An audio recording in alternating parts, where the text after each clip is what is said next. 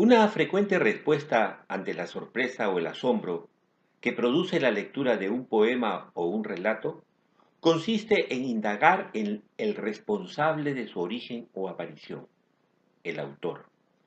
Se cree que la manera de lograr una comprensión sobre el efecto estético vivido es averiguar sobre los sucesos de la vida del escritor, sus angustias, sus sufrimientos, sus dificultades y actividades, sus sentimientos y temores. Esta tendencia proviene del predominio en el siglo XIX del enfoque positivista y naturalista, que consideraba la mejor explicación de cualquier fenómeno el remontarse al origen o génesis del mismo. Esto implicaba un pensar por analogía o comparación entre una planta o árbol y cualquier fenómeno social o cultural. La respuesta para las flores y frutos de un nogal o una parra era regresar a la semilla, de donde provienen.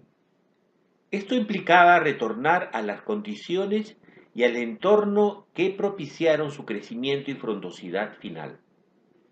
Del mismo modo, se interpretan los aspectos biográficos, padre, infancia, enfermedades, etapas de vida, conflictos y afectos, triunfos y fracasos como claves para entender la singular factura verbal de la obra admirada. Así, desde el romanticismo, alrededor de la noción de autor, de su figura de artista creador, se forjó la idea presente, hasta nuestros días, de que la biografía del escritor es el centro expresivo irreductible y causa eficiente de la obra y su sentido.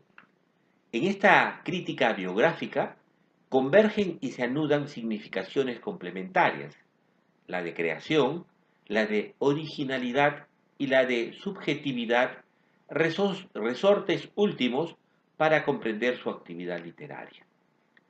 Desde la perspectiva de la teoría literaria y la comprensión teórica contemporánea, este tipo de juicio u opinión sobre la experiencia estético-literaria constituye un ejemplo de ilusión o falacia, la biográfica.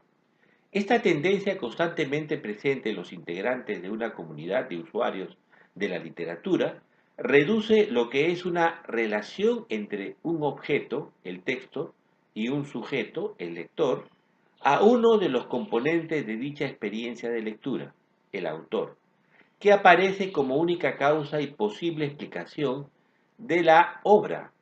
En realidad, cuando hablamos del hecho literario, ni hablamos de la obra ni del autor, sino de nuestra experiencia de lectura del texto literario, cuya dimensión estética nos genera un efecto sobre la base de nuestra vivencia y participación.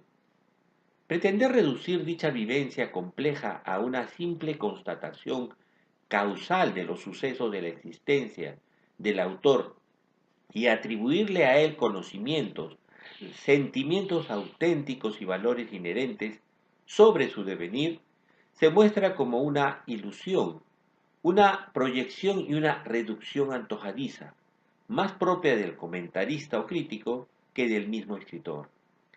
Ni el artista ni nadie humano, salvo un Dios, puede saber con certeza lo que impulsó a dicha conciencia a producir un texto determinado, y menos los efectos desencadenados en los lectores. Lo que estudiosos e investigadores literarios comunican no son verdades, ni hechos de la vida del autor, sino experiencias, conjeturas desencadenadas por la lectura del texto literario. Lamentablemente todavía se sigue cayendo en esta ilusión o falacia que parece no poder superarse, lo que significa que surge como un aspecto más para el análisis crítico y la investigación. En la tradición literaria peruana, constituida por muchos textos frontera o híbridos, de factura singular, producto de la tensión irresuelta entre la lengua española impuesta por la dominación y las culturas y lenguas nativas, existen muchos autores y obras que pueden servir como ejemplo de la ilusión o falacia biográfica en la lectura literaria.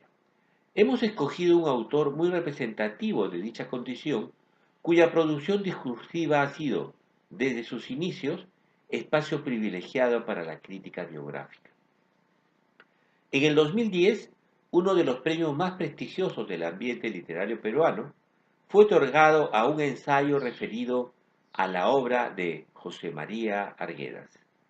Del libro ganador publicado, extractamos las siguientes citas que son claras muestras de la vigencia y continuidad de esta ilusión o falacia biográfica en los estudios y la crítica peruana. Según el estudioso ganador, en Arguedas tanto los, cito, poemas que están integrados a la narración como su narrativa utiliza la lírica para expresar con firmeza y hondura el mundo quechua. Fin de la cita. Fuego, odio, rabia y otros términos. Esto porque, cita, en la concepción de Arguedas son elementos que se convierten en sustancias renovadoras y proteicas, son mecanismos impulsores del hombre delante. Fin de cita. Definitivamente para este crítico, cita, la poesía brota natural e ineludible en Arguedas porque la madre naturaleza, la Pachamama, la madre tierra y sus hijos, los indios, son los que ponen en él ese lenguaje lírico, animado y vibrátil. Fin de cita. Como ejemplo de la ilusión biográfica que opta por la naturaleza para intentar explicar causalmente un texto, no nos sorprende que al final de su ensayo afirme que, cita, la vida de José María Arguedas es un ancho río que se reparte en varios ramales. En su poesía y toda su obra plantea la esperanza del pueblo andino por lograr su liberación, propone ese abrazo universal que se extiende en ramas desde el tronco andino. Fin de cita. Está de más recordar que no existe un solo mundo, hombre andino, indio o quechua, sino una pluralidad cuya representación auténtica y esencial ninguna persona puede arrogarse su expresión sin caer en una ilusión o falacia biográfica. La pregunta que cae por sí sola es, ¿qué le pasó al jurado del premio? La posible respuesta está en el gráfico que adjuntamos al final de este video, en donde se presenta un esquema de los errores cuando se reduce una relación o experiencia de lectura, texto-lector, a uno de sus componentes, autor, que en el caso explicado como falacia está resaltado en rojo. Como siempre, esperamos que lo expuesto haya sido de utilidad y nos despedimos dejando el gráfico indicado.